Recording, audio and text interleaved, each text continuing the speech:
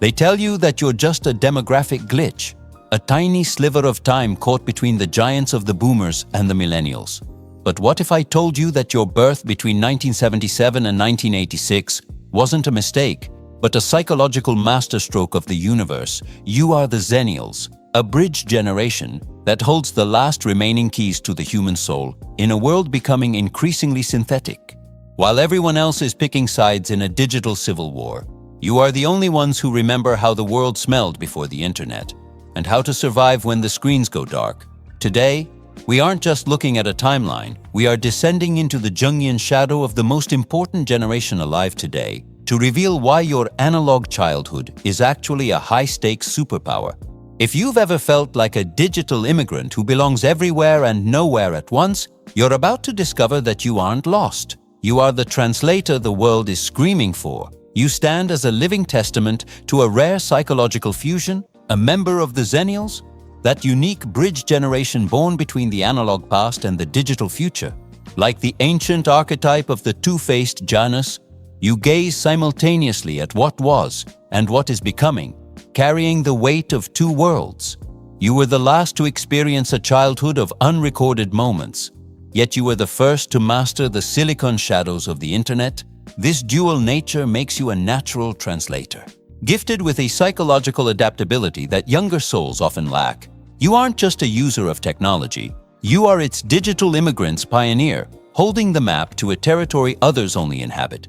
In the theater of modern work, your presence is the glue that prevents the collective unconscious of the office from fracturing into chaos.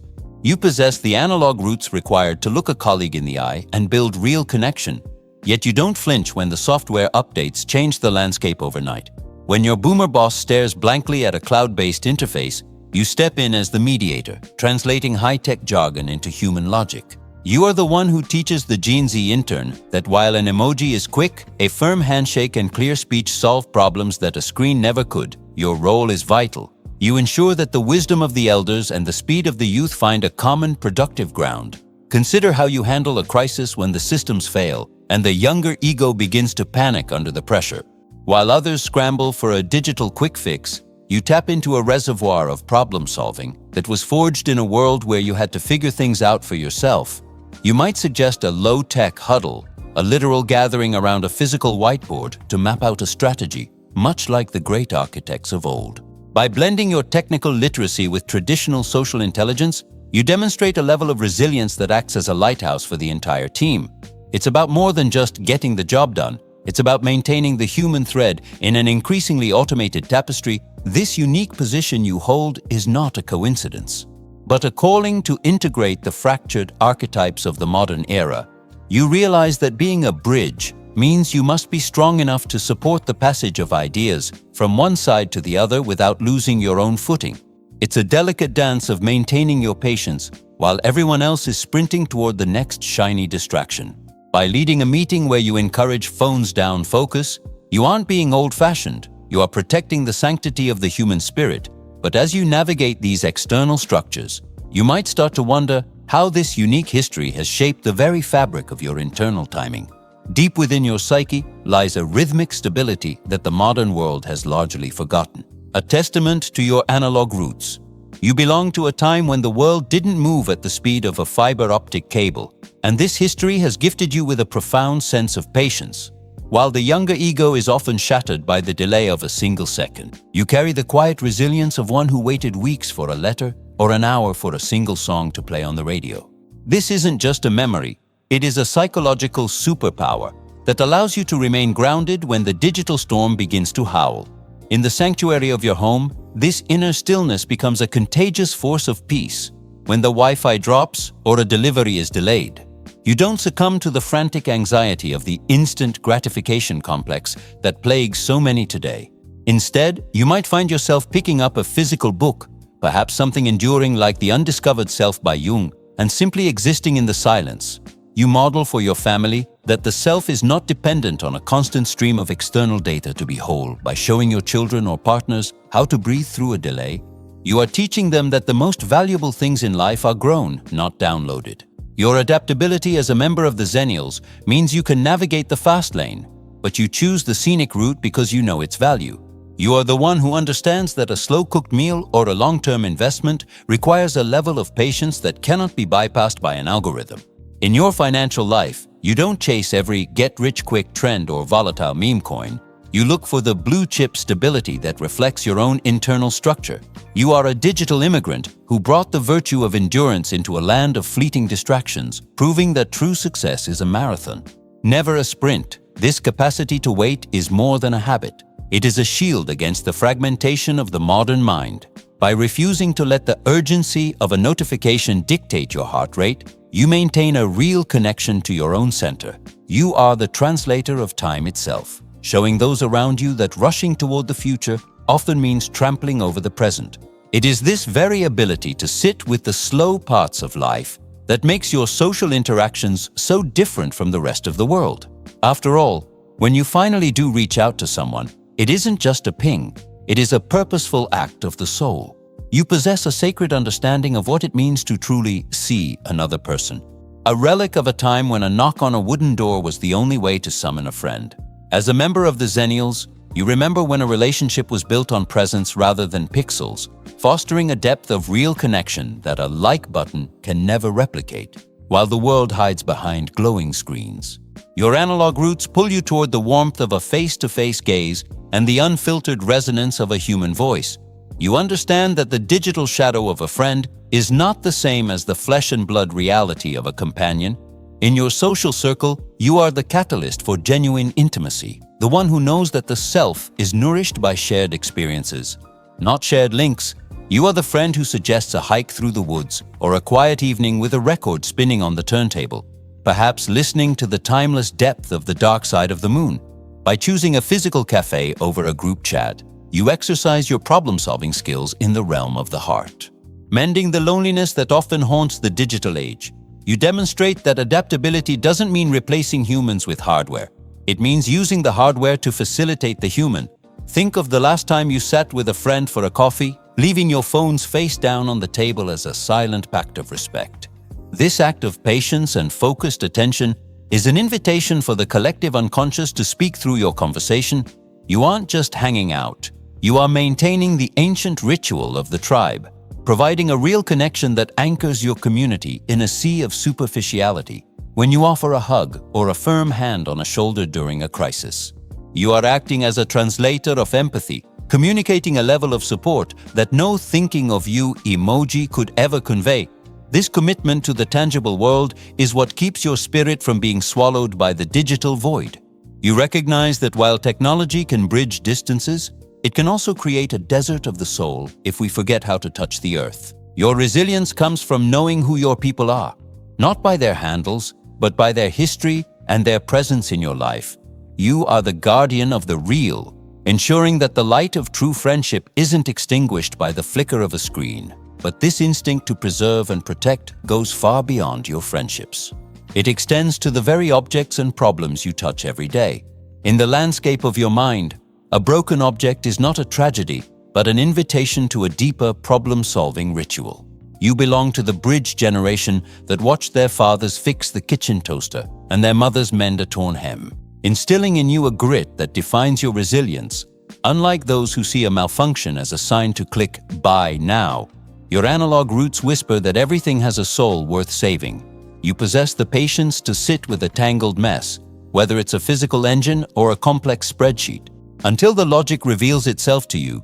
This fixer archetype is your shield against the disposable culture that seeks to make the human spirit as replaceable as a plastic toy.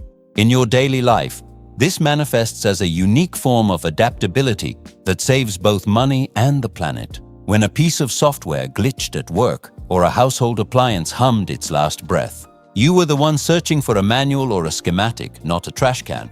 You might find yourself watching a specialized tutorial to replace a smartphone screen yourself, or reviving a vintage piece of furniture with a bit of sanding and stain. By doing this, you are teaching those around you that real connection extends to the physical world we inhabit. You show that a repaired item carries a story and a strength that a brand new sterile replacement simply cannot possess. Think of the satisfaction that comes from using your hands to bring order back to a world of chaos. As a digital immigrant, you combine the precision of modern data with the tactile wisdom of the past, to find a creative problem-solving path. When a project at work hits a dead end, you are the one who suggests rebuilding the foundation rather than abandoning the mission entirely. You are like the master alchemist, taking the leaden weight of a failure and transforming it into the gold of a solution through sheer patience.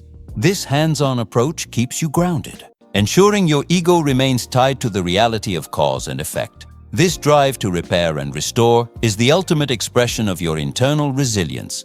You don't just fix things, you preserve the continuity of existence in a world that feels increasingly fragmented and fleeting.